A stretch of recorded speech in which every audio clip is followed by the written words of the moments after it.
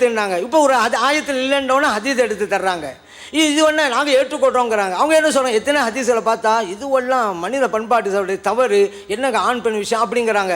இங்கே ஒரு ஆளை வச்சுக்கிட்டு, விருந்தாளியை வச்சுக்கிட்டு, தன் மனைவியை வச்சுக்கிட்டு லைட்டை அணைச்சிடான்ங்கிறாங்க. இது எந்த வகையில் உங்களுடைய கூட்டு பிரகாரம் எந்த அளவுக்கு பண்பாடு? உங்களுக்கு குர்ஆனுக்கு முரணாச்சே, நீங்கள் எப்படி ஆதாரம் எடுக்கிறீங்க கேட்டாக்கா நீங்கள் ஆதாரம் எடுக்கிறீங்களே அப்படிங்கிறாங்க. அப்போ உங்கள் நிலைப்பாடு என்ன? யாருக்கும் சொல்லிட்டு இருக்கிறீங்களே, பல ஹதீஸுகளை மறுக்கிறோங்கிறீங்களே, அந்த லிஸ்ட்டில் ஏன் சேர்க்கலை? இனிமே சேர்ப்பீங்களா? அல்லது பண்பாடு ஒப்புக்கொள்ள போறீங்களா? ஒரு விருந்தாளி வந்தாரு, நம்முடைய மனைவி யாராவது ஒரு ஆளை வச்சுக்கிட்டு பக்கத்தில் வச்சுக்கிட்டு லைட் அனுப்போமா? செய்ய மாட்டோம்ல. அப்போ உங்களுடைய நிலைப்பாடு தந்தவர் இது எதுக்கணும். அப்போ இனிமேல் பட்டியல் சேர்த்தாலும் சேர்க்கலாம், அது ஒரு விஷயம். அடுத்து பாருங்க, இது ஆனால் அவங்க சொன்ன வசனத்தை அப்படி இல்லை. நீ ஆண்களை பார்த்து நீங்கள் போய் உங்கள் நண்பர் வீட்டில் சாப்பிடலாம், சேர்ந்து நம்ம வீடு நம்பர் வீட்டில் சாப்பிடலையா, நம்ம நம்பர் வீட்டுக்கு போவோம், அவர் பரிமாறுவார், சில காலம் அவரே உட்காந்துருவார். இந்த வசனங்களுடைய, அதாவது 12வதாக உங்களுக்கு சொல்ல வேண்டிய பதில், வசனங்களுடைய எண்ணிக்கை சம்பந்தமாக அவங்க சொன்னாங்க. வசனங்களுடைய எண்ணிக்கை குர்ஆனில் நீங்கள் போட்டிருக்கிறீங்களே, இது யார் சொல்லி போட்டீங்க? ரசூல் ஸல்லல்லாஹு அலைஹி வஸல்லம் இதுதான் ஒரு வசனம், இது 2வது வசனம்னு சொன்னதுக்கு உங்கள்கிட்ட ஆதாரம் இருக்குதா? அல்லது உஸ்மான் ரலியல்லாஹு அன்ஹு தொகுத்த அந்த மூலப்பிரதியிலையாவது இந்த எண்கள் போடப்பட்டிருக்குதா? இந்த நம்பர் பின்னாடி உள்ளவங்க தானே போட்டிங்க, உங்களுக்குன்னு அதிகாரம் இருக்குது. அப்படி போடுறதா இருந்தால் கூட 2 விதத்தில் நீங்கள் போட்டிருக்கலாம். ஒன்று, ரசூலுல்லாஹ் எந்த இடத்துல வக்ஃப் செஞ்சாங்கன்னு பார்த்து அதுக்கு ஆதாரம் இருந்தால் அதை போடுங்க, இல்லைனா ஒரு கருத்து முடிகிற இடத்துல போடுங்க. நீங்கள் பாட்டுக்கு என்னத்தையா இஷ்டத்துக்கு நம்பரை போட்டு வச்சிங்கன்னா என்ன ஆதாரம்? நம்ம ஆதாரம் கேட்டால் நம்மள்ட்ட ஆதாரம், நம்பர் நாங்கள் போடுவோம், நீங்கள் போட்டிங்களா? நம்பர் போட்டாலும் ஆதாரம் தரணுமா? ஏன் போட்டிங்கன்னு கேட்குறவங்க ஆதாரம் தரணுமா? இந்த வசனங்களுக்கு நம்பர் போட்டது யார்? மொத்த வசனம் என்னங்கிற எடுத்துக்கிட்டிங்கன்னா, அலி ரலியல்லாஹு அன்ஹு சொல்கிறாரு 6218ங்கிறாரு. அதுக்கப்புறம் ஒரு ஆள் சொல்கிறார் 6100, அத்தா சொல்கிறாரு 6177ங்கிறாரு. இன்னும் ஹுமைது சொல்கிறாரு 6212ங்கிறாரு. அதே மாதிரி சாபித் சொல்கிறாரு 6204ங்கிறாரு. இப்போ குர்ஆனுடைய எண்ணி வசனம் எத்தனைங்கிறதுல நம்பர் போடுற விஷயத்தில் ஆளாளுக்கு இஷ்டத்துக்கு நினைஞ்சிருக்கிறாங்க, புகுந்துருக்கிறாங்க. இதெல்லாம் பின்னாடி வந்தது. குர்ஆனுடைய ரசூலுல்லாஹ் நம்பர் சொல்லவே இல்லை, இது 1வது நம்பரு, இது 2வது நம்பரு, இது 3வது நம்பருன்னு சொல்லலை. மனிதர்களாக போட்டுக்கொண்டார்கள். அது உஸ்மான் ரலியல்லாஹுடைய பாதுகாக்கப்பட்ட பெறுதலும் இல்லை அப்படின்னு தெளிவாக சொல்லியிருக்கிறோம். நீங்கள் தான் இப்போ ஆதாரம் எங்களுக்கு தரணும். இந்த நம்பர் எப்படி போட்டிய? இது யார் உங்களுக்கு சொன்னா? அது நீங்கள் தான் சொல்லணும். தாலிகளுக்கு ஹுதன்லில் முத்தகீன் அது ஒரு வசனம், அது மாதிரி யுஃப்லிஹூன் ஒரு வசனம், யாலமூன் வசனம்னு எதை வச்சு எடுத்தீங்க? அதை யார் சொல்லித்தந்தா உங்களுக்கு? மூலப்பிரதியை காட்டுங்க, இல்லை ஹதீஸை காட்டுங்க.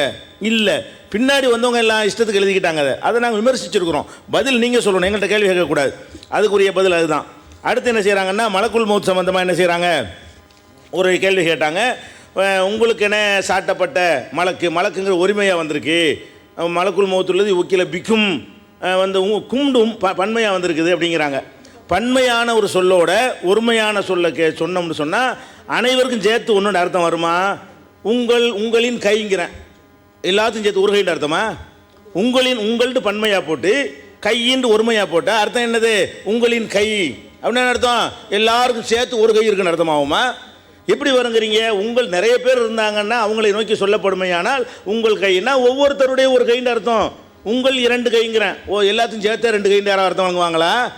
உங்களுக்கு சாட்டப்பட்டிருக்கார் ஒரு மலக்குல் மௌத், பேரை சொன்னால் அப்படி வரும். ஆள் நேம் இப்ராஹிம்னு சொன்னால் வந்து ஒரு ஆள்னா ஒரு ஆள் தான். ஒரு தன்மையை சொன்னோம்னு சொன்னால் உங்களுக்கு நியமிக்கப்பட்ட மலக்கு நியமிக்கப்படுறார் என்பதிலிருந்து என்ன விளங்குது? ஒவ்வொரு ஆளுக்கு நியமிக்கப்படுறான்னு விளங்குறது. இது தெளிவாக ஒரு தனித்தனி மலக்கு இருக்காருன்னு காட்டுகிறது. அதுபோக உயிரை கைப்பற்றுவதை சொல்லும் பொழுது பல வசனங்களில் பன்மையாக எல்லாம் என்ன செய்கிறான், லாலி இது அப்பாஹுல் மலாய்க்கத்துல் ஆலிமி அம்புசியும், அவர் மலக்குகள்லாம் அடித்து உயிர்களை கைப்பற்றுவார்கள், முதுகில் அடிப்பார்கள்லாம் வருத, வானவர்கள் கைப்பற்றுவார்கள் என்றெல்லாம் வருத காரணத்தினால ஒரு ஆள் கிடையாது, ஒவ்வொரு ஆளுக்கும் ஒரு ஆள். ஏன் உயிரை கைப்பற்றுறதுக்கு ஒரு ஆள் நியமிக்கப்பட்டிருக்காருங்க, நியமிக்கப்பட்டார்னு வாசகம் இருக்கிறது.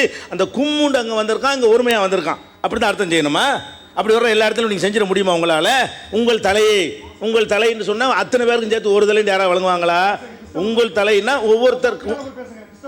ஒவ்வொருத்தருக்கும் ஒரு தலைன்னு தான் அர்த்தம் அப்படின்னு புரிந்து கொள்ள வேண்டும். அதனால மலக்குல் மௌத்துங்கிற விஷயம் சும்மா நீங்கள் சும்மா கலீல் இருக்கிறீங்க. மலக்குல் மௌத்துங்கிறது நல்லா விளங்கிக்கிறேன்னு அப்படி தான். இன்னும் சொல்ல போனால் உதாரணமாக வந்து எடுத்துக்கிறீங்களேன், தமத்தௌஃபி தாரிக்கும், உங்களுடைய வீட்டில் நீங்கள் வந்து சுகமாகிறீங்கள், அழிய போகிறீங்க அப்படின்னு சொன்னாங்கன்னு வருது. அப்படி தெரிஞ்சது ஒரு வீடுன்னு அர்த்தமா? உங்கள் தாரிக்கும்னா எல்லாருக்கும் சேர்த்து அவரவர் வீடுன்னு அர்த்தம் வருமா? ஃபி தாரிக்கும்னு வந்தது, தார் ஒருமை கும்மும் பன்மையாக வந்ததுனால அனைவருக்கும் சேர்த்து ஒரு வீடா, அந்த சமூக கூட்டத்துக்கு பூராமே ஒரே வீடா எல்லாத்தையும் சேர்த்து? இப்படி நிறைய ஆதாரங்கள் வச்சுருக்குறோம், சுருக்கமாக தான் சொல்ல முடியும்.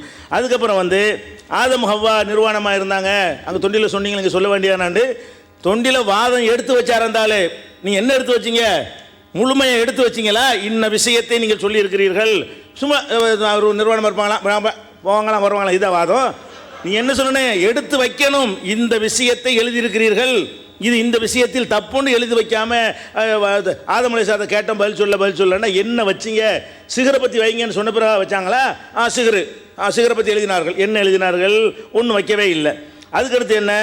யூனுஸ் நபி மீது வந்து என்ன செஞ்சிட்டோமா, நம்ம தவறிடுங்க, யூனுஸ் நபி மீது நம்ம அவதூறு சொல்லிவிட்டோம் அப்படிங்கிறாங்க. என்ன அவதூறு சொல்லிட்டோம்? நேரடியாக அர்த்தம் செஞ்சுருக்கோம். ஃபலன்ன, அவர் நினைத்தார், அல்லன் நக்தீர் அலைஹி, நாம் அவர் மீது சக்தி பெற மாட்டோம் என்று நினைத்தார்.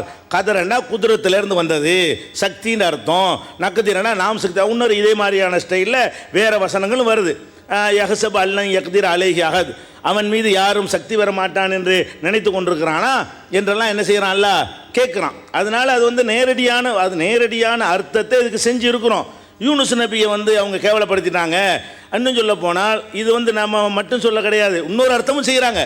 அதாவது தண்டிக்க மாட்டான்னு அர்த்தம் செய்யணும் அப்படின்னு அவர் நினைத்து விட்டாருங்கிறாங்க.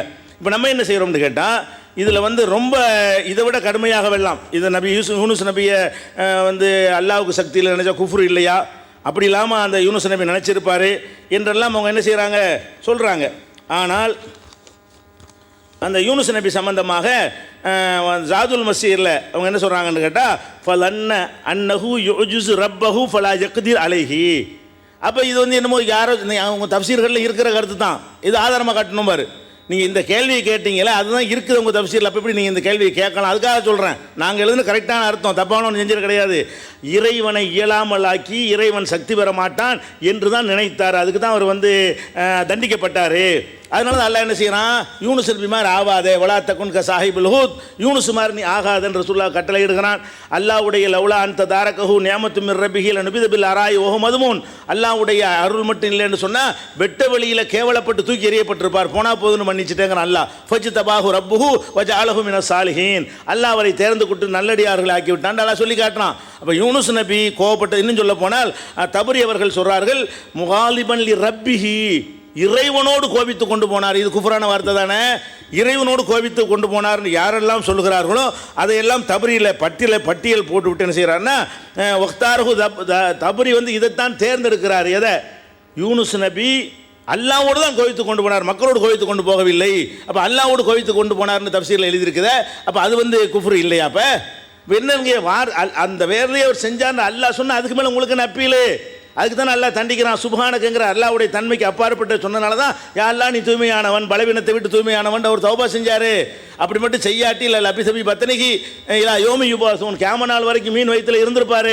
லவ்லா அன்னஹு கான மினல் முஸ அப்படிலாம் அல்லாஹ் சொல்லி காட்டுகிறான். அதனால் யூனுஸ் நபியை பற்றி நம்ம என்ன செய்யலை, எந்த ஒரு அவதூறும் சொல்லவில்லை, கரெக்டாக தான் சொல்லியிருக்கிறோம். அடுத்து என்ன செய்கிறாங்கன்னு கேட்டால், இந்த போன கிளிப்பு சம்பந்தமான ஒரு விஷயம் என்னென்னு கேட்டால், அதாவதுங்க மதஹப் கிதாபில் வந்து 17 சொல்லி முடிச்சாச்சு. பின்னாடி இந்த ஏகத்துவத்தில் சில விஷயங்களை படித்து காட்டினாங்க.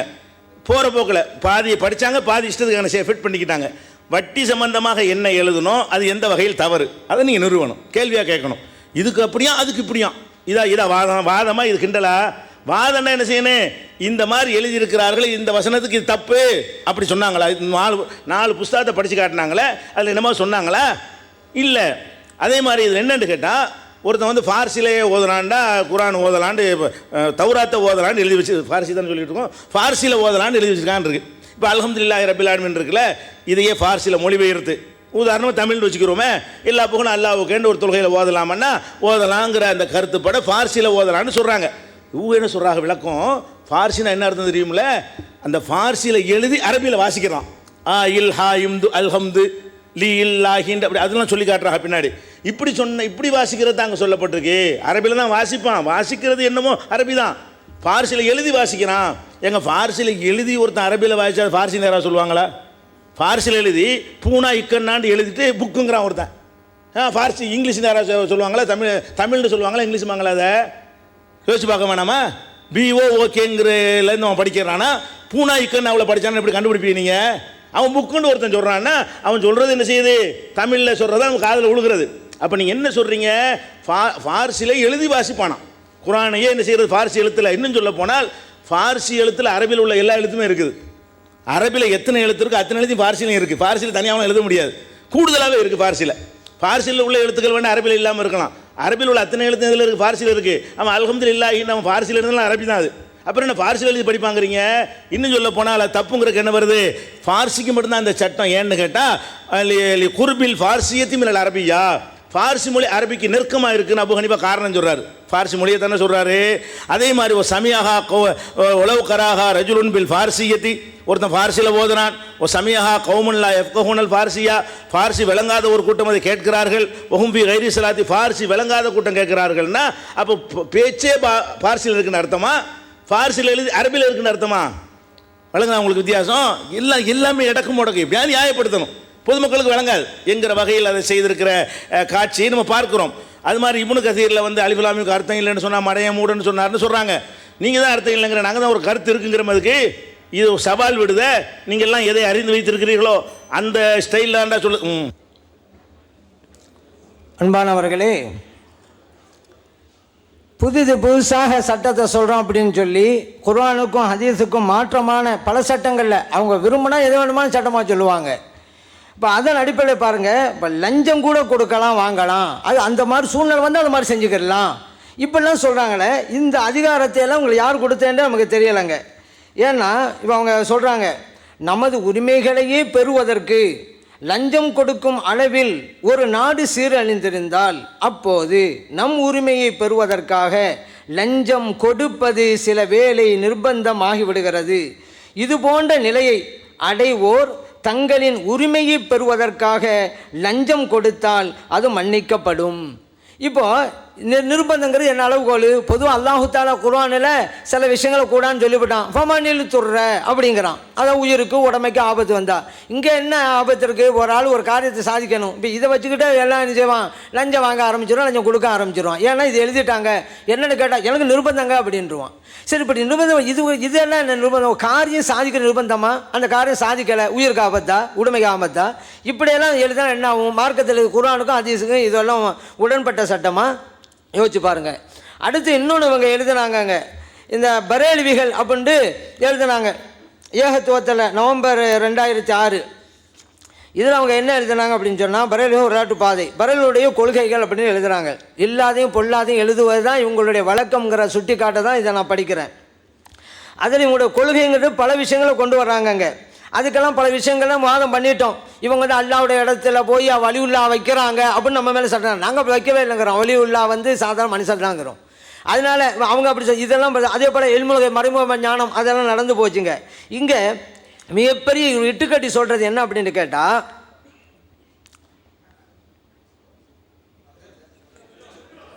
ஷெய்க் ஞான குருவின் காலில் விழலாம், ஷெய்க் பெண்களின் கைப்பிடித்து பைஅத் ஒப்பந்தம் செய்யலாம். இது ஒன்றா அப்படி சொல்லியிருக்கோமா? அயலாத்தில் அப்படி சொல்லியிருக்கிறாங்களாம். எவ்வளோ பண்ணு பார்த்துக்கிறேங்க. இன்னொரு மிகப்பெரிய ஒரு வீண்பழி சுமத்துதல், இறை நேசர்களின் அடக்கத்தலங்களில் சஜிதா சிரவணக்கம் செய்யலாம். இப்படி பெரேல்விகள் சொல்கிறார்கள். அயலாசரத்தை அப்படி சொல்லியிருக்காண்டு பின்னால் உள்ளுக்கு வருதுங்க. இது முதல் பக்கத்தில் சில கொள்கைன்னு சொல்லி கட்டம் போட்டுருக்கிறாங்க. இப்போ ஒரு ஆயலாசரத்து ஒரு மூமின் மீது ஒரு யாரோ வீண்படி சுமத்தினா மறு நிச்சயம் பதில் சொல்லி ஆகணும். உண்மையான முஸ்லீம் யார்? அடுத்த முஸ்லீமுக்கு தன்னுடைய கையாலோ வாயினாலேயோ தன்னுடைய பேச்சினாலேயோ எந்த விதமான இடையூறும் கொடுக்கக்கூடாங்கிறதா மார்க்க சட்டம். இவங்க வந்து பெரேல்விகள் அப்படி சொல்லணும். நம்ம ஏற்கனவே கூட நேற்று நீங்கள் பார்த்தீங்க, சஜ்ஜா செய்யக்கூடாங்கிற நம்ம தெளிவாக இருக்கிறோம். அது மட்டும் இல்லை, இந்த அயலாசரத்து ஒரு புத்தகமே எழுதியிருக்கிறாங்க, அரபியில் எழுதியிருக்கிறாங்க. அந்த புத்தகத்துடைய தலைப்பு என்ன தெரியுமா? அஸ்ஸுபுதத்து ஜக்கியா லி தஹரீமி சுஜூதி தஹியா அப்படின்னு எழுதிட்டு, அது அல்லாதவர்களுக்கு சஜிதா செய்வது மிகப்பெரிய பாவம், இன்னும் சொல்ல போனால் ஷிருக்கு குஃபுரு அப்படின்ட்டு எழுதி வச்சிருக்கிறாங்க. இப்போ இந்த அதே நான் அரபியில் வாட்சி காமிச்சிடுறாங்க. அலா யுவல் முஸ்லிமூன் அல் முஹ்லிசூன் வயா இத்திபா ஷரீஅத்தில் முஸ்தஃபவியா அப்படின்னு சொல்லிட்டு, யாலமும் முஸ்லீம்களை அறிஞ்சுக்கிறங்க அப்படின்னு சொல்லிட்டு, ஹக்கன் உண்மையாக தெரிஞ்சுக்கிறங்க, வ தயக்கனு காமிலன் நன்றா அறிஞ்சு கொள்ளுங்க, பி அன்ன சஜிதத்தை லைசத் லி அஹதின் சிவல்லா, சஜிதா என்பது அல்லாஹ்வை தவிர வேறு யாருக்கும் கிடையாது அப்படின்னு சொல்கிறாங்க. இன்ன சுஜூதலி கைரிஹி தஆலா முத்தஅப்பிதன் ஷிர்குன் வ குஃப்ருன், அல்லாதவங்களுக்கு ஒரு ஆள் சஜிதா செஞ்சா அது ஷிருக்கு குஃப்ரு இஜ்மா அன் அப்படிங்கிறாங்க. பிலா பிதூனி இருத்தியா அப்படின்னு சந்தேகமே இல்லைங்கிறாங்க. இதுக்கு ஒரு தனி கிதாபே போட்டுக்கிறாங்க. அப்படிப்பட்ட ஒருவரின் மீது அவர் அவருடைய கருத்து எடுக்கிறீங்களா எடுக்கலாங்க வேற மற்ற கருத்துக்களை எல்லாம். ஆனால் இந்த சஜிதா விஷயத்தில் அவர் கூடான்னு புத்தகமே போட்டுக்கிறார்ல, ஷிர்க்குன்னு சொல்லியிருக்கிறார்ல. நீங்கள் என்ன எழுதுறீங்க அதில் கொஞ்சம் சொன்னாக்கா அவர் சஜிதா செய்யலாம் வழிமாறுகளுக்கு கபர்களும் சொல்கிறான்னு எழுதிக்கிறீங்க. இது வீண்படி சுமத்துறதா இல்லையா? அவர் மறுமையில் அவர் கேட்டால் என்ன சொல்லுவீங்க? நான் இப்படியெல்லாம் சொல்லி போனேன்னா என் மேலே என் வீண்படி சொல்லுவாங்களா இல்லையா? எது உண்மையாக அதை எழுத வேண்டியதானே. அதே போல் பெண்களுடைய கைப்பிடித்து பையத்து செய்யலாம்னு சொல்கிறாரு அப்படின்னு கொடுத்துருக்குறாங்க. அவர் ஒரு பெண் அந்நிய பெண்ணை பார்க்கறதுக்கே அது ஹிஜாப் வேணும், அது இல்லாமல் இருந்தால் ஹராம்ட்டு அவர் சட்டம் போடுறாரு. ஆனால் அவங்ககிட்ட கேட்குறாங்க, ஒரு கேள்வியை கேட்குறாங்க. இதுவும் இந்த ஷேகுமார்கள் விஷயமாகவே கேட்குறாங்க, வேறு விஷயமாக கூட இல்லை. அவர் இந்த மாதிரி ஒரு ஷேகை ஹிஜாப் இல்லாமல் தொடுறது என்ன சந்திக்கிறத பற்றி கேட்குறாங்க. அவர் சொல்கிறாரு, பீர் சே பர்தா வாஜிப் ஹே ஜப்கே மஹரம் நஹோ, மஹரம் இல்லைண்டா அது ஹிஜாப் கட்டாயம் வாஜிபு தான் அப்படிங்கிறாரு. வல்லாஹ் ஆலம்னு சொல்லிவிட்டு அடுத்து சொல்கிறாரு, ஏ சூரத் மஹஸ் ஹிலாஃபே ஷரா. அப்படி எப்படிங்க முடியும்? ஹிஜாப் இல்லாமல் ஒரு பெண்ணு ஒரு ஆள் பக்கத்தில் இருந்தாலே அதை ஷரியத்துக்கு மாற்றமாச்சாங்க. ஹிலாஃபே ஹயாஹே அது ஒரு வெக்க உணர்வுன்னு சொல்கிறோம்ல, அதுக்கும் மாற்றமாச்சாங்க அப்படின்னு சொல்லிட்டு வர்றாரு. ஐசே பீர்சே பையத் ந சாகியே, இப்படிப்பட்ட ஷேகிட்ட நீங்கள் பையத்து வாங்கினா அது பையத்தே இல்லைங்கிறார். இப்படி இவர் சொல்லியிருக்கிறார்ல, சாதம் பார்க்கறதுக்கு அப்படிப்பட்டவர் கையை பிடிக்கிறாருன்னு சொன்னான்னு ஏன் எழுதுறீங்க? அதனால் எது உண்மையாக அது எழுத. நான் என்ன சொல்கிறேன், நாங்கள் என்ன கொள்கையில் இருக்கோமோ அது சொல்லுங்கள், தப்புன்னு சொல்லுங்கள். நாங்கள் சொல்லாததெல்லாம் சொல்லி எங்கள் மேலே திணிக்காதீங்க. நீங்கள் அப்படி பண்ணீங்க இப்படி பண்ணீங்கன்னு சொல்லாதீங்க. இப்போ அதையும் நம்ம தெரிவிக்க வேண்டிய சூழ்நிலை வந்துட்டோம்.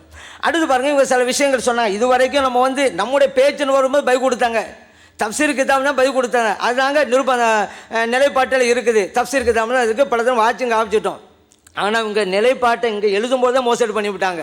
தப்சீர்னு வார்த்தை ஏன் அவங்களுக்கு ஏற்கனவே தெரியும், நம்ம தான் தப்சீர் கிதாபை கொண்டு வரலையே, அது எப்படி போடுறது அப்படின்னு சொல்லிட்டு அவங்களே என்ன செஞ்சிட்டாங்க, நிலைப்பாட்டில் மோசடி பண்ணிவிட்டாங்க. அப்புறம் இடையில சமத்த நிலைப்பாட்டுக்கு எதிராக தவுன் கொடுத்துக்கிட்டு இருக்கிறாங்க. இதிலே மற்ற மக்களும் வழங்குறாங்க. அப்போ நிலைப்பாட்டில் சொன்னது ஒன்று நடக்கிறது ஒன்று. அதனால தான் இப்படிலாம் மோசடியெல்லாம் பண்ணுறாங்க, இப்படிலாம் எழுத்துக்களை ஓட விடுறாங்க. அதனால் பேனர் போட்டதில் கூட இந்த வார்த்தை எடுத்துட்டாங்க. அப்போ இவங்க திட்டமிட்டு தான் இந்த வேலையை செஞ்சுட்டு இருக்கிறாங்க. தப்சீருக்கு தான் ஆதாரம் இல்லை அப்படிங்கிறது தான். ஆனால் அதே நேரத்தில் என்னுடைய பேச்சுங்கிறது அங்கே நிலைப்பாடு இருக்கிறதுனால அவங்க எதையெல்லாம் என் பேச்சு சொல்கிறாங்க நான் பதில் கொடுத்துக்கிட்டே தான் வர்றேன். இப்போ நான் சொல்கிறேன், நான் தௌராத்து வேதம் அதே இப்போ இஞ்சில் வேதம் ஒன்று சொன்னால் கரெக்டு தான். பைபிள் ஓதக்கூடான்னு சொல்லும் பொழுது இப்போ இருக்கிற பைபிள் இல்லைன்னு ஆகுதுல்ல. அப்போ என்ன, இப்போ ஒரு தௌராத்து வேதம் இருந்தால் அந்த சட்டம். இப்போ நான் அதிலே சொல்கிறேன்ல, இப்போ ஒரு ஆள் அப்படிங்கிறேன். நான் சொல்லும்போது ஒரு ஆள் இஸ்லாம் மாறினாரா? நான் உதாரணத்துக்கு தானே பேசுகிறேன். இப்போ ஒரு ஆள் யஹூதி இஸ்லாத்து வர்றாருங்கிறேன். நான் சொல்லும்போது வந்தாரா? உதாரணங்க காட்டுறேன். நான் தான் அப்பவும் சொல்கிறேனே, ஏன் ஓதலாம்? அல்லாஹ்வுடைய வேதம், அல்லாஹ்வுடைய வேதம் தான் அர்த்தம். மாற்றப்பட்ட இந்த பைபிள் இல்லை, அதுதான். அது இருந்தால் தான் பேச்சு. நீங்கள் சொல்கிறீங்க இல்லைன்ட்டு ஓதக்கூடாது தான். இல்லை அப்போ இருந்துச்சு இப்போ இல்லை அதனால் பைபிள் ஓதிக்கிறேன்னு நான் சொன்னேன்னா நீங்கள் என்ன சம்மந்தம் இல்லாமல் கொண்டு வர்றீங்க? அதனால் தெளிவாக தான் இருக்கிறோம். பைபிள் அங்கே நம்ம சொல்கிறோம், பைபிளை ஓத வேண்டும் நாங்கள் சொல்லுகிறோமா? ஓதலாம் என்கிறோமா? தவறு தான் என்கிறோம். அல்லாஹ்வுடைய வேதம் தவறாத்து கூடுங்கிறோம். இருந்தால் பேச்சு, நீங்கள் இல்லைங்கிறீங்களா? அப்போ ஆட்டோமேட்டிக்காக சட்டம் இல்லாமல் போயிடும். இருந்தால் தான் ஓதணும், இல்லைன்னா இல்லை தான். நாங்கள் தெளிவாக இருக்கிறோம்ல, இதில் என்ன குற்றம் கண்டுபிடிச்சிங்க? அதே போல் ஃபாரிசி மொழியில் அது அவங்க சொன்னே தப்புங்கிறத இமாம் அபுஹனீஃபா சொல்கிறாங்களாம். ஃபாரிசி மொழி தான் அரபி மொழிக்கு ரொம்ப நெருக்கமாக இருக்குது. இதெல்லாம் வழங்குதா? அப்போ அரபி குர்ஆனை ஃபாரிசி மொழியில் எழுதி படிக்கிறாரு, ஏன் ஓதுறாரு. இப்போது தமிழ் மொழியில் ஒரு ஆள் எழுதுறான்னு வச்சுக்கிறோங்க, துவா ஓதுறாரு. அப்போ என்ன சொல்லுவோம்? தமிழ் ஓதுறான்னு சொல்லுவோம். தமிழ் மொழி இருந்தாக்கா அவர் சொல்கிறது அல்லாஹ்னு தான் இருக்கும், ரப்புக்கன்னு தான் இருக்கும். ஆனால் இதில் சில உச்சரிப்பு மாறுபடும் வேறு மொழியில். ஆனால் ஃபார்சி மொழி நெருக்கமானது, அது அவங்களே சொல்லிவிட்டாங்க. அப்போ இது டிரான்ஸ்லேஷனா? குர்ஆனுடைய அர்த்தத்தை மொழிபெயர்ப்பையா? மொழிபெயர்ப்பு வந்துட்டா குர்ஆனுக்கு நெருக்கமான வார்த்தை தேவையில்லையே, அதில் எழுதி வைக்க போய் தானே. அதனால் ஏதோ ஒன்று சொல்லணுங்கிறதுனால இப்படி சொல்லிட்டு இருக்கிறாங்க. அதே போல் உங்களின் கை பரதூரமான விளக்கம் சொல்கிறாங்களாம். உங்களின் கைன்னு சொன்னால் என்ன, ஒவ்வொரு கையும் தானே எடுப்போம், விளக்கம் சொல்கிறாங்க. சரிங்க, உங்களுடைய பொறுப்பாளருங்கிறேன். உங்கள் எல்லோரும் சேர்த்து ஒரு ஆளை பொறுப்பாளாக வச்சேன், உங்கள் எல்லோரும் சேர்த்து ஒரு ஆளை தலைவராக வச்சுருக்கிறாங்க. உங்கள் தலைவர் என்ன? உங்கள் ஒவ்வொரு ஆளுக்கும் தலைவர் அர்த்தமா? இது என்ன இதெல்லாம் பேச்சா? அவங்க சொல்கிறாங்களாம் உங்களின் கை, அது அவர்கிட்ட இருக்கக்கூடியது, எது எதுக்கோ அது பொருந்தும். சரி, குர்ஆனுடைய வசனத்தில் நான் காமிக்கவா? அல்லாஹ் தஆலா சொல்றான், அம் துரீதூன அன் தஸ்அலு ரசூலக்கும், உங்கள் ரசூலிடத்தில் கேட்பதற்கு விரும்புகிறீர்களாங்கிறான். உங்கள் ரசூல் தான் வருது, அதனால் ஒவ்வொரு ஆளோட ரசூல் அர்த்தம் வைப்பியலாங்க. இங்கே எல்லாரும் ரசூலா? எதாக இருந்தாலும் குர்ஆனை படிச்சுட்டு பேசுங்க. இப்போ நீங்கள் சொன்னதுக்காக அடிபட்டு போச்சு, இந்த வசனத்து மூலம் அடிபட்டு போச்சு, தகர்ந்து போச்சு, சுக்கு நூறாகி போச்சு. அதனால தான் இவங்க அந்த சப்ஜெக்டுக்கே வரலை. ஏன் மற்றவங்ககிட்ட விவாதம் சப்ஜெக்ட் நம்மகிட்ட வரலை? ஏன் தெரியுமா? எல்லாம் குர்ஆன் வசனத்தையும் நம்ம இருப்போம். இப்போ உதாரணத்தை பாருங்களேன். இப்போ யூனுஸ் அலைஹிஸ்ஸலாம் கூட சொன்னாங்கல்ல, இல்லை நக்கத்தர் அலைக்கு எங்கே அர்த்தம், இப்படி அர்த்தம் கேட்டோம். குதிரத்து அப்படி வந்தாங்க. இப்போ தானே கேட்குறோம், அரபு மொழியை புரியணும். கதறேண்டா எத்தனை அர்த்தம் இருக்குன்னு பார்க்கணும். எது ஒரு நபி விஷயத்தில் பொருந்துதோ அதுக்கு வைக்கணும். ஏன் இதுக்கு குதிரத்து சக்திக்கிற அர்த்தம் தான் இருக்கிற, வேறு அர்த்தமே இல்லையா? குர்ஆன் படித்து பார்க்கணும். அதுக்கு அல்லாஹ் தஆலா குர்ஆனில் ஒரு இடத்துல சொல்கிறானே, ஃபஅம்மல் இன்சானு இதா மபுத்தலாங்கிற இடத்துல வ அம்மா இதா மபுத்தலாஹு ஃபகதர அலைஹி, ஒருவரை நாம் சோதிக்க விரும்பி அவரை நெருக்கடிக்கு உள்ளாக்கினால் அப்படின்னு சொல்கிறானே கதரங்கிறவுக்கு. அப்போ இந்த அர்த்தம் அங்கே வச்சு எவ்வளோ பொருத்தமாக இருக்கும்? சகோதரர்களே, இது தொகுப்புரை வழங்கக்கூடிய கடைசி அமர்வு. இதில் புதிய வாதங்கள் வைக்கக்கூடாது என்று ஒப்பந்தத்தில் இருப்பதால் இதுவரைக்கும் சொன்னதை தொகுத்து சொல்லுவோம், பதில் சொல்ல வேண்டியது இருந்தால் சொல்லுவோமே தவிர புதிதாக இதில் எதுவுமே எடுத்து வைக்கக்கூடாது. அதை நம்ம கடைப்பிடிக்க கடமைப்பட்டிருக்கோம். முதலாவதாக இந்த விவாதத்தினுடைய தலைப்பு இருக்கு இல்லையா, நிலைப்பாடு, ரெண்டு சாராரும் ஒப்புக்கொண்டு கையெழுத்திட்டுருக்குறோம்.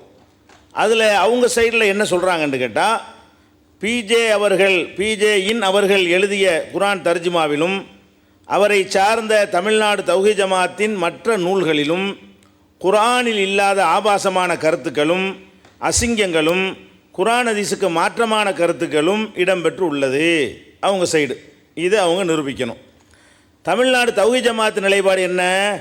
பிஜேயின் தர்ஜுமாவிலும் தமிழ்நாடு தௌஹீத் ஜமாத்தின் நூற்களிலும் ஆபாசமோ அசிங்கங்களோ குர்ஆன் ஹதீஸுக்கு மாற்றமான கருத்துக்களோ இல்லை என்பதும், ஷேக் அப்துல்லா ஜமாலி மற்றும் அவரால் ஒப்புக்கொள்ளப்பட்டவர்களின் தஃப்சீர் நூல்களிலும் பேச்சுக்களிலும் எழுத்துக்களிலும் தான் ஆபாசங்கள், அசிங்கங்கள், புழுகு மூட்டைகள், மூடத்தனங்கள், கயமைகள், கட்டுக்கதைகள் ஆகியவை உள்ளன என்பதும் அவை இஸ்லாத்திற்கு புறம்பானவை என்பதும் தமிழ்நாடு தௌஹீத் ஜமாத்தின் நிலைப்பாடுன்னு தெளிவாக குறிப்பிட்டிருக்கிறோம்.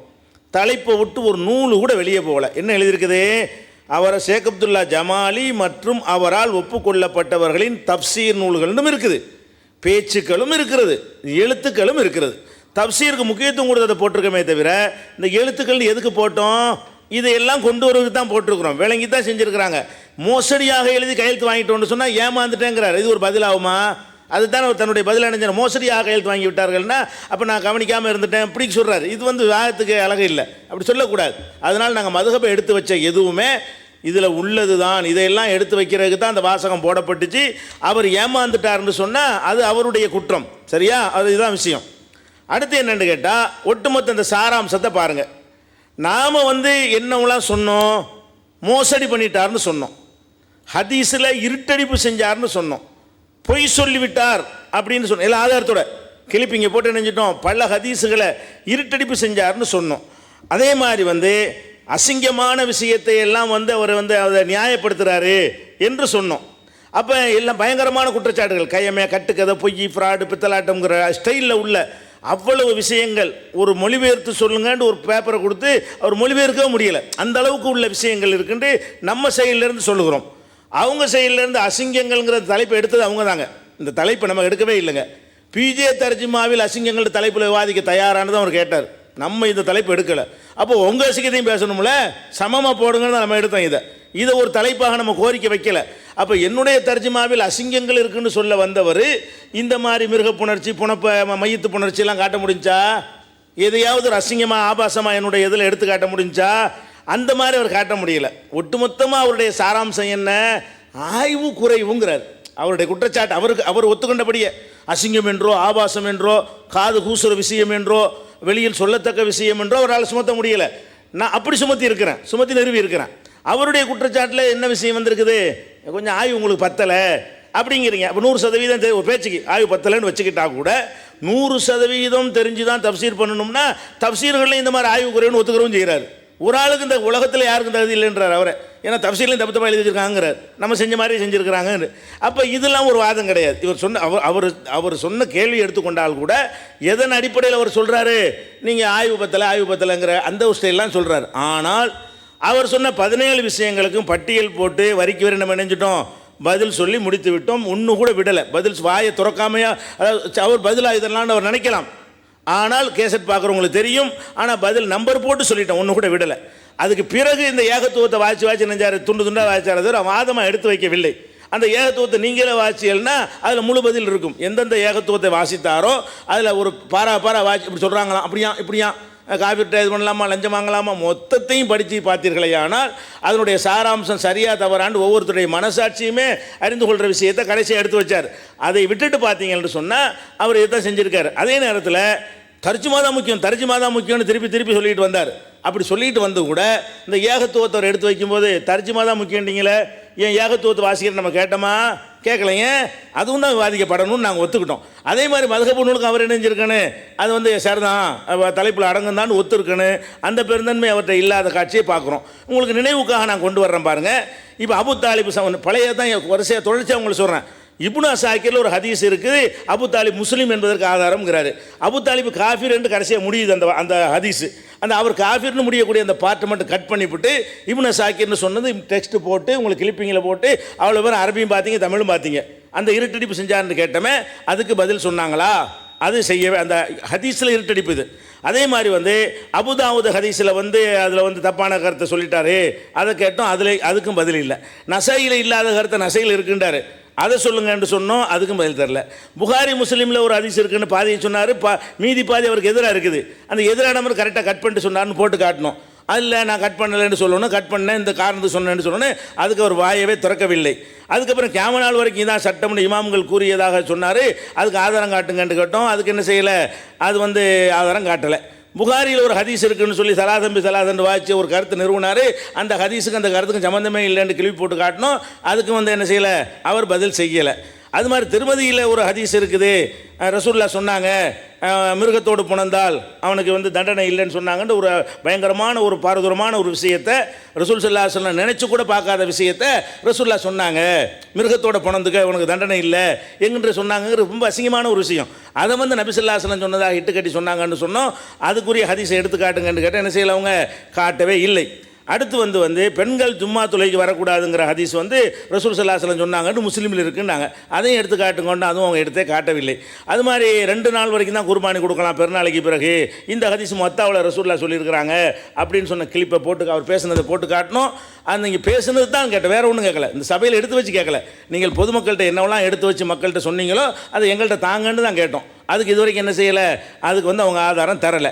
இதெல்லாம் ஹதீஸுகளில் செஞ்ச இருட்டடிப்பு, இது சொன்னதெல்லாம் ஹதீஸ் இருட்டடிப்புன்னு ஒரு வகையை நீங்கள் புரிஞ்சுக்கிறங்க. இது இல்லாமல் பதில் சொல்லாமல் ஒரு விட்டது என்ன, அபு தாலிப் முஸ்லீம்னு ஒரு இடத்துல சொல்கிறாரு, முஸ்லீம் இல்லைன்னு ஒரு இடத்துல சொல்கிறாரு, அதை சமாளிக்கிறதுக்கு என்ன செய்கிறாரு, மானசீகமாக முஸ்லீம் ஆகிட்டாரு அப்படின்னு ஒரு பதிலை சொன்னார். அது உங்களுக்கே அது வந்து ஒரு கேலி குத்தாக இருக்கும்னு அதுக்கு விளக்கம் சொல்ல தேவையில்லை. அதே மாதிரி வந்து அடுத்து என்னென்னு கேட்டால், வேண்டுமென்றே காற்று விடுதல் அப்படின்ட்டு ஃபிக்கு கிதாபில் துருல் முத்தாலில் கிடையாது, இவங்களா வகாபிகளாக சேர்த்துக்கிட்டு சொல்கிறாங்க அப்படின்னு பேசின கிளிப்பே போட்டேன். ஆனால் வேண்டுமென்றேங்கிற வாசகம் இருக்குதுங்கிற எடுத்து காட்டினேன். இல்லை நான் தவறாக சொல்லிட்டேன், வேண்டுமென்றேன்னு தான் இருக்குது அப்படின்னு சொல்லணுமா இல்லையா? ஒரு நாணயம் நேர்மை உள்ளவராக இருந்தால், ஆக நம்ம கித்தாப்பில் இல்லைன்னு படித்து சொல்கிறேன், இந்த இருக்கிற காட்டிவிட்டாங்களே, இதை ஒத்துக்கொள்ளக்கூடிய ஒரு நேர்மை கூட என்ன இல்லை. அவர் தன்னுடைய கௌரவம் தான் பெருசு நினைக்கிறாரு தவிர தப்பு தான் பண்ணிட்டேன் அப்படின்னு சொல்லக்கூடிய ஒரு திராணி கூட இல்லாத ஒரு இதை கேட்கணும். அதே மாதிரி வந்து தாய் வழி சகோதரி என்று அந்த வசனம் 4:12 சொல்லுதுன்னு சொன்னார். அந்த 4:12 தாய் வழி சகோதரின்னு ஒரு வாசகம் இருக்கான்னு கேட்டோம். இது வரைக்கும் என்ன செய்யலை, எடுத்து காட்டலை.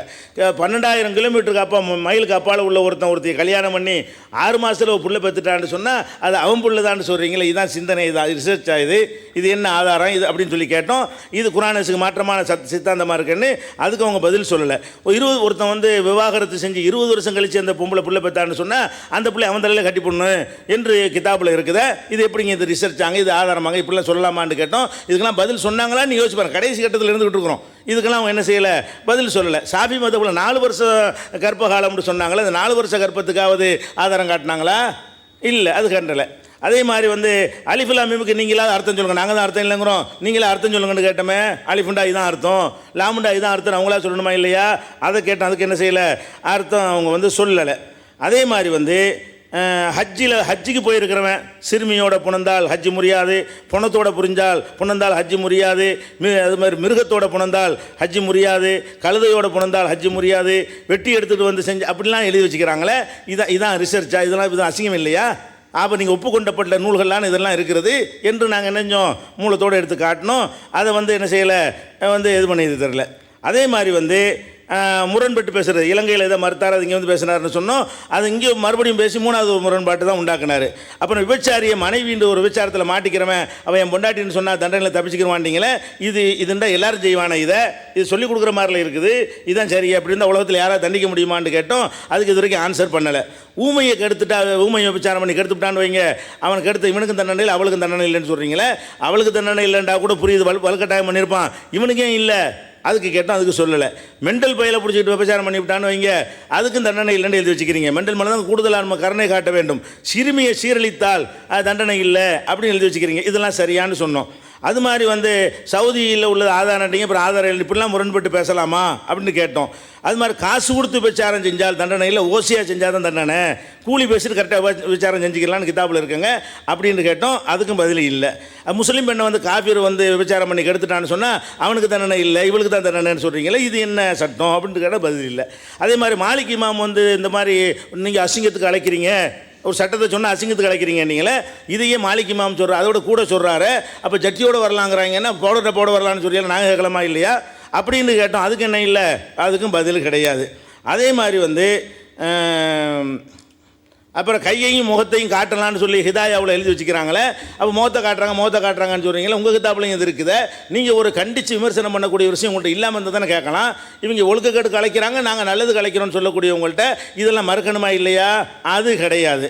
அது மாதிரி ஒருத்தர் தெரியாதனமாக ஒரு பொம்பளை பிள்ளை கைப்பற்றுச்சுன்னு வைங்க, அவள் அம்மாவும் ஹராமாயிருவா. இப்போ அது மாதிரி சொல்கிறீங்களே, அவளை கல்யாணம் பண்ணக்கூடாது, கல்யாணம் பண்ணியிருந்தால் ரத்தாய் போயிருங்கிறீங்களே, இதெல்லாம் சரியான்னு கேட்டோம். அதே மாதிரி கஞ்சா விஷயமாக கொஞ்சமாக சாப்பிட்டுக்கிறலாம், ஆனால் இது அவாம்களுக்கு சொல்லக்கூடாது, பொதுமக்களுக்கு சொல்லக்கூடாதுன்னு எழுதியிருக்கிறீங்க. அப்படின்னா என்ன அர்த்தம்? அந்த அர்த்தம் ஆலிமின் வார்த்தை இருக்கான்னு இருக்கிறாங்க. சரி, அப்படி ஆலிமின் வார்த்தை வேணாம், பொதுமக்களுக்கு சொல்லாமல் சாப்பிட்டுக்கலாங்கிறீங்களா? இதுக்கு என்ன அளவுகோல், இது என்ன ஆதாரம்? அதை சொன்னோம். அதுக்கு என்ன செய்யலை, பதில் சொல்ல. இப்னு தைமியா வந்து உருவம் இருக்குன்னு சொன்னாண்டு பகிரங்கமாக பேசிவிட்டு இங்கே அவர் சொல்லவே கிடையாதுன்னு நினைச்சிங்க, மறுத்து பேசினு ரெண்டையும் போட்டோம். மூணாவது சொன்னால் அதுக்கு மேலே ஒரு முரண்பாடு அமைஞ்சிக்கிச்சு, மூணையும் சேர்த்து 3 கிளிப்பாக போடுற அளவுக்கு ஆகிப்போச்சு. அதுக்கு அடுத்து என்ன, தன்குரிய தன் துவாரத்தில் இப்படின்னு சொன்னீங்க. இது நடக்கவே செய்யுமாங்க, இது என்ன நடந்ததுக்கு தான் சட்டம் சொன்னாங்கன்னு இது வரைக்கும் பேசிட்டு வந்தீங்க. சரி, நடந்தது சொல்லிட்டு போகிறாங்க, இது நடக்குமா? எந்த ஊரில் நடந்திருக்கா? நடக்க முடியுமா?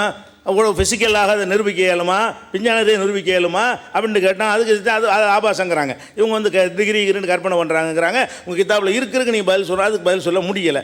அதே மாதிரி இமாமே குர்பானி கொடுக்கலாங்கிறீங்களா? அது என்னங்க இது? இமாமே தொழுவை வைக்க நடத்தலாம், அவர் ஹத்தீபாவெல்லாம், அது மாட்டுக்கு மனுஷன் பிறக்கிறாங்கிறீங்க, அவன் குரானை மனப்பாடம் பண்ணுறாங்கிறீங்க, அவனை இமாமை நியமிக்கலாங்கிறீங்க, அவனை அறுத்து என்ன செய்யலாம், கொத்து புராட்டை போட்டு சாப்பிடலாங்கிற, இதெல்லாம் என்ன என்று கேட்டால் அதுக்கு பதில் சொல்ல மாட்டேங்கிறீங்க.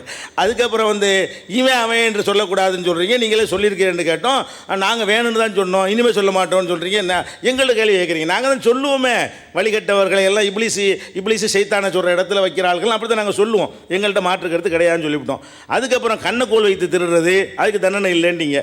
இதுங்க கண்ணக்கோல் வச்சு திருடுறது தண்டனை என்ன? பிறோ பிள்ளைங்களாம் பயங்கரமாக அவங்க சப்போர்ட்டாக போயிருவாங்க. இதான் நாங்கள் ரிசர்ச்னு கேட்டோம், அதுக்கு உங்களால் என்ன செய்ய முடியல, பதில் சொல்ல முடியலை. குழந்தைய கடத்தலாம் அப்படின்னு சொல்கிறீங்க, அதுக்கு தண்டனை இல்லை. மிருகத்துக்கு தண்டனை கொடுப்பீங்களான்னு கேட்குறீங்க. விபச்சாரம் மிருகத்தை பிறந்து அவனை போட்டு தண்டனை கொடுங்கன்னு சொன்னால் மிருகத்துக்கு யார் தண்டனை கொடுக்குறேன்னு கேட்குறீங்க. இந்த மாதிரிலாம் பண்ணுறீங்க. அதை விட கன்னி சோதனை ஒன்று போட்டிங்களே, அது பயங்கரமான ஒரு சோதனையாக இருந்துச்சு, அதுக்கு வந்து ஒன்றும் செய்ய முடியல. அப்புறம் பஞ்சு வச்சுக்கிற விஷயத்தை சொன்னீங்க, அதுக்கு உங்களால் பதில் சொல்ல முடியல. 2 விரலால், சரி அதுதான் அசிங்கமாக இருக்குது, அசிங்கம் இல்லாத ஒன்றை போடுவோமேன்னு சொல்லிட்டு 2 விரலில் பல்லு துலக்கிறத பற்றி கேட்டேன். இதுக்காவது என்ன செஞ்சுருக்கலாம், இதில் என்ன அசிங்கம் இருக்குன்றாது ஒரு ஆதாரத்தையாவது, இந்த ஹதீஸ் ஆதாரம்னாவது சொல்லியிருக்கலாம். அதையும் சொல்லலை. நல்லா ஊறி போன பல்லு ஆரம்பத்தில் பல் துலக்கும் நல்லா தேய்ச்சி முழுங்கிறனு அப்படின்னு சொல்கிறீங்களே, இது நாகரிகமில் யாராவது டாக்டர் ஒத்துக்குருவானா? விஞ்ஞானம் ஒத்துக்கிறோமா, நாகரிகம் உள்ளவங்க ஒத்துக்குருவாங்களா, இது என்னங்கன்னு கேட்டோம். அதுக்கு இந்த மாதிரி எழுதினவங்க தான் இந்த சட்டத்தை எழுதியிருக்கிறாங்கன்னு சொன்னால் அதுக்கு நீங்கள் என்ன செய்யலை, பதில் சொல்லலை. குரானை தூய்மையானதில் யாரும் தொடக்கூடாது என்ற வசனத்தை ஆதாரமாக வைக்கலன்னீங்க, ஆனால் வச்சேன்ட்டீங்க. அதில் முரண்பட்டதுன்னு சொன்னால் அது சமயத்துக்கு தகுந்தவாறு நாங்கள் அப்படி செய்வோம், இடத்துக்கு தகுந்தவாறு மாற்றிக்கிடுவோம், எங்களுக்கு எந்த ஒரு கொள்கையும் கிடையாது. அதாவது மூமின்களை கண்டால் ஆமன்னான்னு சொல்லுவோம், அங்கிட்டு போயிட்டா வேறு மாதிரி சொல்லிக்கிறோம்னு ஒரு கூட்டம் சொன்னாங்களே, அந்த மாதிரி ஸ்டைலில் நீங்கள் என்ன செய்றீங்க, இதுக்கு பேர் தந்திரம்னு நினச்சிக்கிட்டு ராஜதந்திரம் இவ்வளோ ராஜதந்திரம், அதுக்கு தகுந்த மாதிரி பேசிக்கிறோம் விழிப்புணர்வாக இருக்கக்கூடிய ஒப்பந்தத்தில் கோட்டை விட்டேங்கிறீங்க ஒரு பக்கம். சரி சரி, அடுத்து என்ன செய்றீங்க, அரசில் இருக்கிறான் இல்லைங்கிறீங்க. எவ்வளோ முரண்பாடு, அதுக்கு நீ சொன்ன சரியா இல்லை. பார்சி மொழியில் ஓதலான்னு சொன்னதுக்கு என்ன செய்கிறாங்க, அரபிக்கு நெருக்கமாக இருக்கனால உச்சரிப்பு கரெக்டாக வரேன்னீங்க. அதுக்கடுத்து ஒரு பார்சி மொழிக்கு நான் வாசினேன், அதுக்கு சொன்னீங்களா, பார்சி விளங்காத மக்கள் அங்கே இருக்கிறார்கள்னா பார்சியில் பேசினா தானே பார்சியில் விளங்காதன்னு சொல்ல முடியும். பார்சி அரபியில் எழுதி வாசித்தா அரபியில் உள்ளவனுக்கு தானே விளங்காது.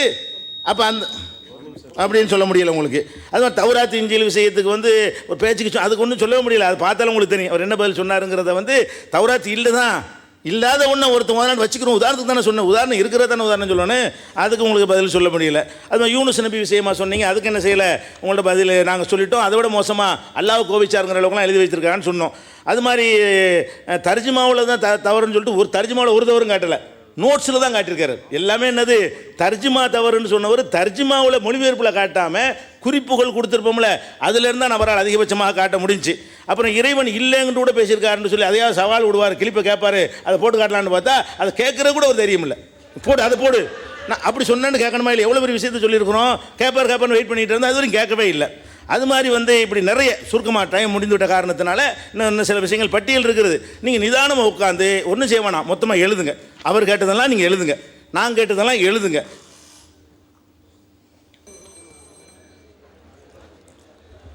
அன்பார்ந்த பெரியோர்களே, தொகுப்புரை அவங்களுடைய தொகுப்புரையில் நேற்றையிலேருந்து இன்ன வரைக்கும் எங்களுடைய நிலைப்பாட்டுக்கு மாற்றமாகத்தான் இருந்தேன் அப்படிங்கிற வாக்குமூலத்தை அறிவித்தாங்கங்க. ஏன்னா அதில் தெளிவாக எழுதப்பட்டிருக்குது, அவங்க வாசித்ததை நான் உங்களுக்கு நினைவூட்டுறேன். பிஜேயின் தர்ஜமாவிலும் தமிழ்நாடு தௌஹீத் ஜமாத்தின் நூல்களிலும் ஆபாசமோ அசிங்கங்களோ குர்ஆன் ஹதீஸுக்கு மாற்றமான கருத்துக்களோ இல்லை அப்படின்னு தான் உட்கார்ந்தாங்க. குர்ஆன் ஹதீஸ் மாற்றமான கருத்தை வச்சிருக்கேன்னு நம்ம சொன்னோம். இந்த நிலைப்பாட்டுக்கு ஒப்புக்கொண்டவர்கள் அதுக்கு பதில் சொல்லியிருக்கணும். பதில் சொல்லாமல் தப்சீர் நூலுக்கு சம்பந்தமே இல்லாத வேறு வழி இல்லைங்கனால 2 நாள் ஒப்பேத்தனுங்கிறதுக்காக வேண்டி ஃபிக்ஹுடைய கிதாபை கொண்டு வந்து ஃபிக்ஹுடைய கிதாபை தப்சீருடைய கிதாபு உண்டு அது காட்டுறதுக்காக வேண்டி முயற்சி செய்து அதுலேயும் தோற்று போயிட்டாங்க. ஏன்னா உலகத்தில் இருக்கக்கூடிய முஸ்லீம்களும் ஆலிம்களும் பார்த்துருக்காருன்னு சொல்லி உலகத்தில் இருக்கிற யாருமே ஃபிக்ஹு கிதாபை தப்சீர் கிதாபை சொல்லவே மாட்டாங்க. இன்னொன்று எழுத்துண்டு இருக்குதா, அதனால தான் நாங்கள் யாரும் சொல்லலாம், எழுத்துன்னு வச்சுட்டா எல்லா நூலும் இடம்பெறும். அப்போ தப்சீர் நூல்னு போட்டிருக்கே தேவையில்லை, சாதாரணமாக சிந்திச்சாலே புரியும். தப்சீர் நூல் போட்டுட்டனால அது சம்பந்தமான எழுத்துன்னு தான் புரிவாங்களே தவிர எழுத்துன்னு போட்டோம் அப்போ தப்சீர் போட்டு தேவையில்லையில, எல்லாம் தான் அடங்கும்ல, இது சாதமாக யோசிச்சாலும் தெரியுமே. இப்போது அங்கே தப்சீர் நூல்னு சொல்லிப்பட்டு இங்கே வேறு எதுவும் வழி இல்லாதனால ஃபிக்ஹ் கிதாபை தூக்கினான்னு சொன்னால் தப்சீரில் எந்த தவறும் இல்லைங்கிறத இதன் மூலம் ஒப்புக்கொண்டாங்க. அதனால் அங்கே எங்கள் சார்பில் கையொப்பமிட்டவர்கள் சரியாக தான் செஞ்சாங்க. ஆனால் இங்கே அவர்கள் மோசடி செய்திருக்கிறார்கள். எந்த அளவுக்கு, பேனரில் கூட மோசடி செய்திருக்கிறார்கள்.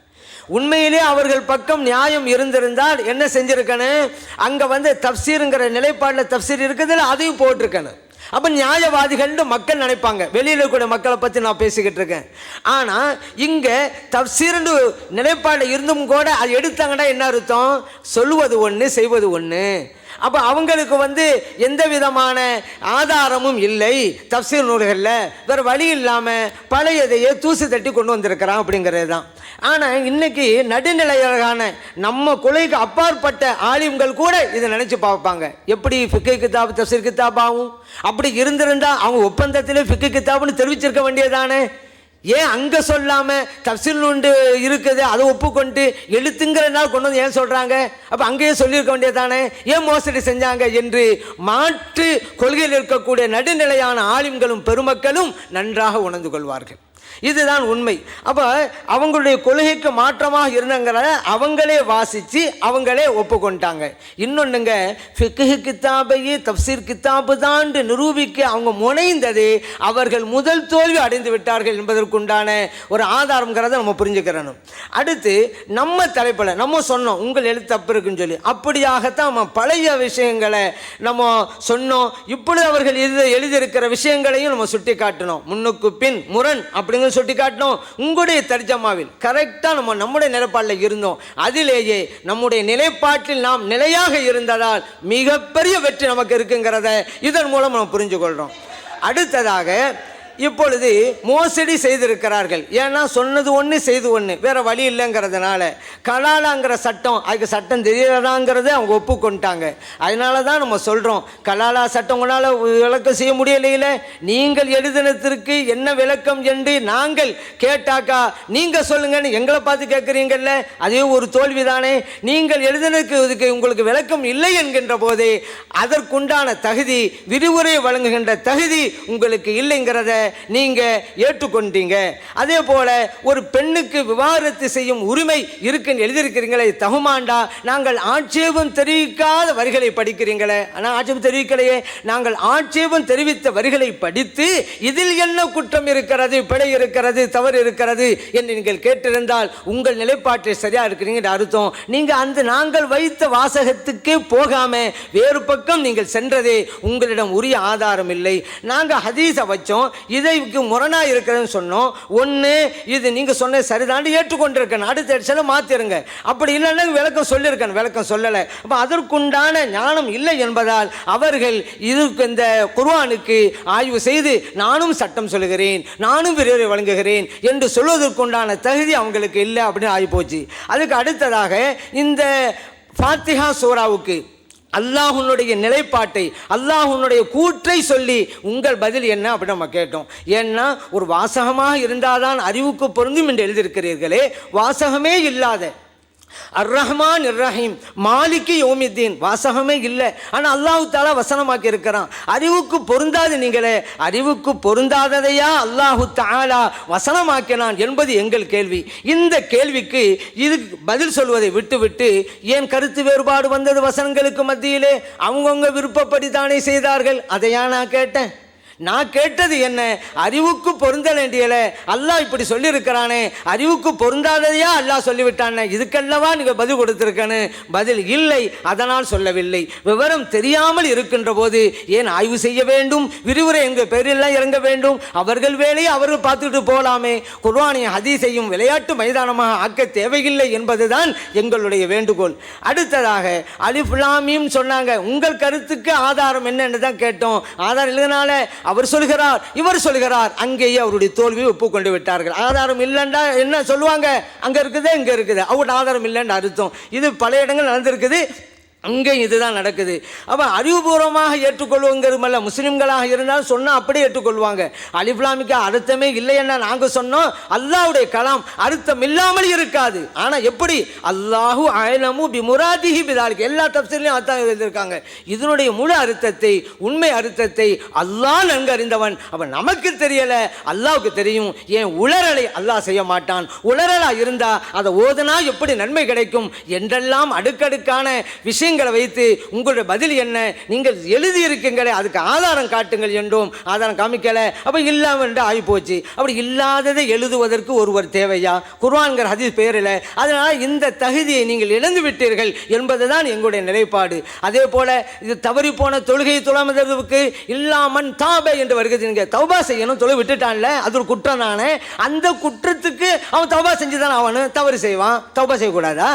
ஆனால் அதன் மூலம் கலா தொழுகை தேவையில்லை என்றீர்களே, அந்த வாசம் எங்கே இருக்கிறது? அந்த வசனத்தில் கேட்டோமே, நீங்கள் வசனத்தை ஓதி காமிட்டு இந்த இருக்குதுல கலா தொழுகை அப்படி சொல்வதை விட்டு விட்டு தௌபா தானே சொன்னீங்க. அதான் நாங்களும் சொல்கிறோமே, அவன் ஒரு மனிதன் ஒரு அந்த குறிப்பிட்ட நேரத்திலே தொழவில்லை ஆனால் அது குற்றம், தௌபா செஞ்சுதான் ஆகணும். அது பிரச்சனை இல்லை. நாங்கள் கேட்ட கேள்வி பதில் செஞ்சீங்களா? இல்லை. அப்போ இல்லாத கருத்தை தான் விரிவுரை என்கிற பெயரில் எழுதி வச்சிருக்கிறீங்க. ஆகவே இது ஒரு மோசடி. குர்ஆனில் இல்லாததை இருக்கிறதா சொல்றது ஒரு மோசடி. இந்த மோசடி செய்யக்கூடிய செய்யக்கூடியவர்கள் அந்த தகுதியை, விரிவுரை வழங்குகின்ற தகுதியை இழந்து விட்டார்கள் என்பதுதான் எங்கள் நிலைப்பாடு. மலக்குல் மௌத்துக்கு சொன்னீங்களே, உங்க மலக்குல் மௌத்துங்கிறது அப்படி இருந்தாலும் ஒவ்வொருவரையும் வழங்க முடியும் உங்கள் கைன்னு சொன்னீங்களே, இது தகுமா? உங்கள் பொறுப்பாளர் என்றார், எல்லோருக்கும் ஒரு பொறுப்பாளர் தான் இருப்பார், ஒவ்வொருக்கும் பொறுப்பாளரா? அது மட்டும் இல்லை, வசனத்திலே இருக்கிறது, அதை நீங்க பார்க்க கூடாதா? அம் துரீதூன அன் தஸ்அலு ரசூலக்கும், உங்கள் ரசூல் இடத்திலே கேட்பதை விரும்புகிறீர்களா? அல்லாஹ் கேட்டானே, உங்கள் ரசூல் என்றால் எல்லோருக்கும் ஒரு ரசூலா, ஒவ்வொரு ஆளுக்கும் ஒரு ரசூலா? இந்த வசனங்களை எல்லாம் ஓதி பார்க்க வேண்டாமா?